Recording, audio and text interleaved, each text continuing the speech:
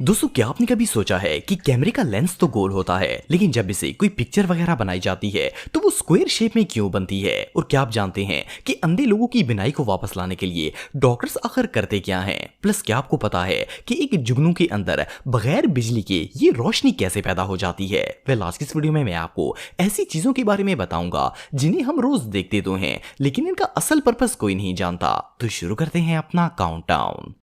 दोस्तों चाहे DSLR camera हो या फिर मोबाइल कैमरा, दुनिया में जितने भी कैमरे बनाए जाते हैं इनकी लेंस हमेशा सर्कल शेप में होती हैं। लेकिन इन लेंसेज से जब कोई पिक्चर बनाई जाती है तो इस पिक्चर की शेप हमेशा रेक्टेंगल या स्क्वायर होती है। पर क्या आपने कभी सोचा है कि इन लेंसेज से चारकोनी तस्वीरें ही क्यों बनती हैं। हालांकि अगर देखा जाए तो गोल लेंस से पिक्चर भी गोल ही बननी चाहिए लेकिन ऐसा नहीं होता। वेल इसके पीछे एक सिंपल सी साइंस है। असल में जब हम किसी कैमरा लेंस से किसी चीज की पिक्चर बनाते हैं तो कैमरे की फ्लैश से एक रोशनी निकलती है और ये रोशनी इस ऑब्जेक्ट से टकराने के बाद लेंस में दाखिल हो जाती है।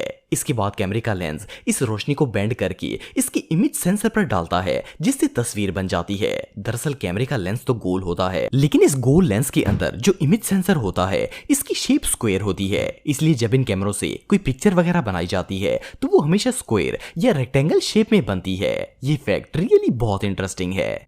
दोस्तों अगर आप मिस्टर बीस्ट की वीडियोस देखते हैं तो आपने इसके रीसेंट एपिसोड में देखा होगा कि मिस्टर बीस्ट ने 1000 ब्लाइंड लोगों का ऑपरेशन करवाया जिससे इनकी बिनाई वापस आ गई थी। लेकिन क्या आप जानते हैं कि अगर इंसान किसी हादसे या बीमारी की वजह से अंधा हो जाए तो इसके विजन को वापस कैसे लाया जाता है। असल में इंसान के ब्लाइंड होने की रीजन ये होती है कि इसकी आंख के लेंस के ऊपर एक व्हाइट कलर की परत बन जाती है जो कि इसके विजन को ब्लॉक कर देती है और वो अंधा हो जाता है। इस धुंध जैसी परत को कैटरेक्ट्स कहा जाता है। डॉक्टर एक टाइनी वैक्यूम के जरिए इस कैटरेक्ट्स को आंखों के लेंस से सक करके रिमूव कर देते हैं जिससे इंसान की बिनाई बिल्कुल ठीक हो जाती है। आपको जानकर हैरानगी होगी कि ये सर्जरी सिर्फ 10 मिनट की होती है और सिर्फ 10 मिनट के अंदर एक अंधा बंदा दोबारा देखना स्टार्ट कर देता है। ये सच में कमाल है। दोस्तों अगर जुगनू की बात की जाए तो ये दुनिया का एक ऐसा कीड़ा है जिसके अंदर से अंधेरे में भी रोशनी निकलती है। इवन पुराने जमाने के लोग तो बहुत सारे जुगनू जमा करके एक जार में बंद कर देते थे और इन्हें एज ए लाइट यूज किया जाता था। लेकिन क्या आपने कभी सोचा है कि जुगनू के अंदर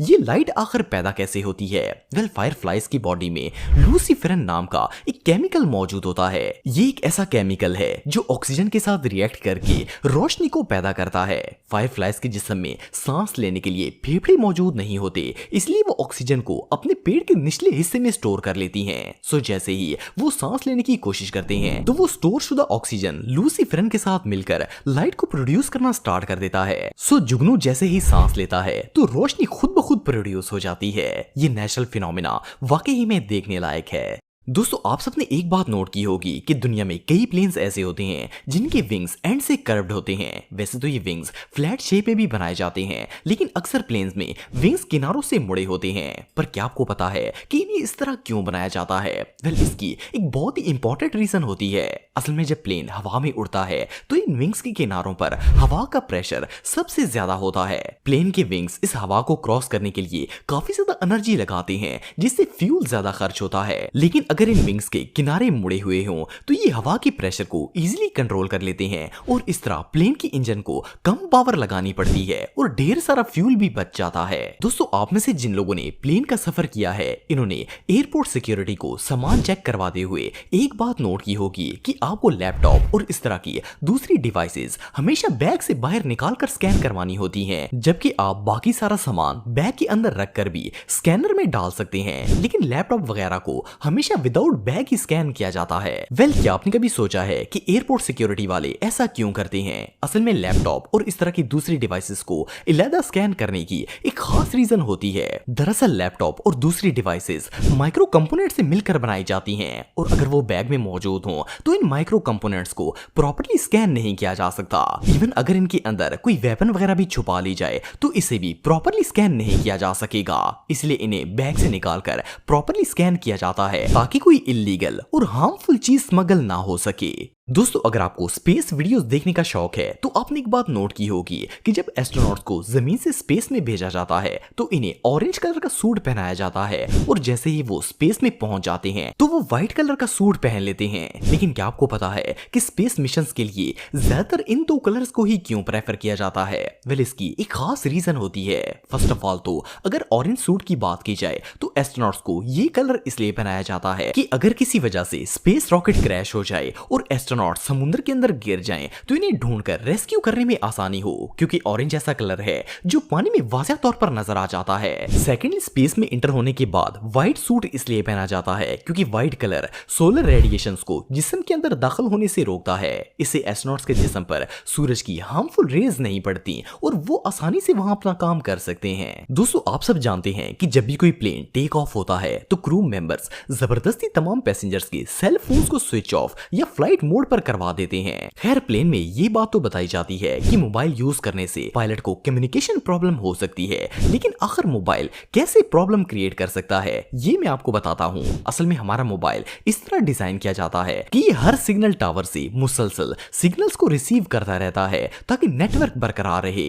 अगर प्लेन में सारे पैसेंजर्स के मोबाइल ऑन होंगे तो वो सारे मोबाइल्स एक साथ एयरपोर्ट टावर से सिग्नल कैच करना शुरू कर देंगे और इससे पायलट का कम्युनिकेशन सिस्टम डिस्टर्ब हो सकता है, जिससे क्रैश के चांसेस भी बढ़ जाते हैं। इसलिए प्लेन में हमेशा अपना मोबाइल बंद रखना चाहिए। दोस्तों अगर रोड साइंस की बात की जाए तो ये दुनिया के हर मुल्क में ही मौजूद होते हैं। इससे हमेशा सेफ ड्राइविंग के साथ साथ काफी ज्यादा रोड इंफॉर्मेशन भी मिलती है। वैसे तो ये साइंस डिफरेंट शेप में बनाए जाते हैं जैसे कि सर्कल, ट्रायंगल और स्क्वायर वगैरह, लेकिन अगर आप गौर करेंगे तो आपको पता चलेगा कि सिर्फ स्टॉप साइन वाहिद ऐसा साइन है जो हमेशा हेक्सागन शेप के बोर्ड पर ड्रॉ किया जाता है। लेकिन क्या आपको पता है कि ये स्टॉप साइन हमेशा हेक्सागन शेप में ही क्यों बनाए जाते हैं और इस शेप को किसी और साइन के लिए यूज क्यों नहीं किया जाता?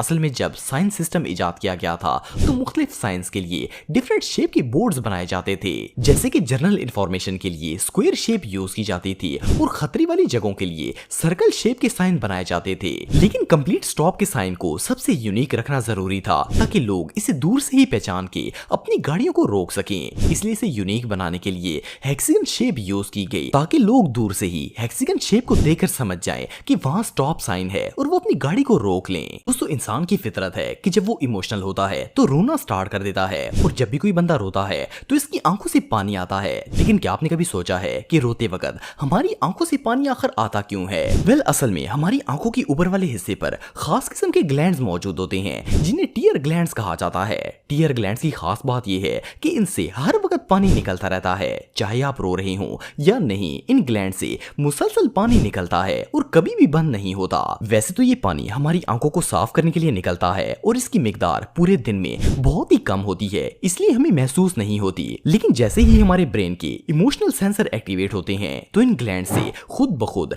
10 गुना ज्यादा पानी निकलना स्टार्ट हो जाता है। इवन आंख में अगर कोई चीज भी चली जाती है तब भी पानी इसलिए आता है ताकि आंखें साफ हो जाएं और वो हार्मफुल चीज आंखों से निकल जाए।